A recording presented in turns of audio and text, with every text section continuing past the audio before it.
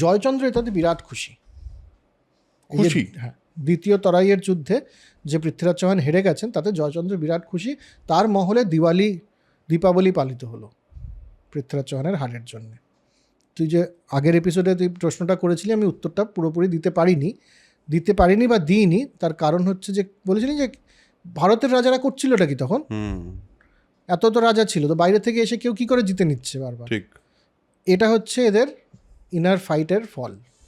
হ্যাঁ, দুজনই বড় রাজা, বাইরে থেকে একটা ফোর্স এসছে, একজন হেরে গেছে বলে অন্যজন দীপাবলি। অথচ দুজন মিলে যদি যুদ্ধ করতো মোহাম্মদ ঘুরি কিছুই করতে পারতো না। কিন্তু জয়চন্দ্র সেটাই হলো। জয়চন্দ্র বুঝলেন না যে পৃথ্বীরাজ শেষ হয়েছে, এবার আমার পালা। কিছুদিন পরে জয়চন্দ্রের এখানে আক্রমণ হলো মোহাম্মদ ঘুরির, এবং হেরে গেলেন জয়চন্দ্র। হেরে গেলেন মানে মারাই গেলেন বেসিক্যালি।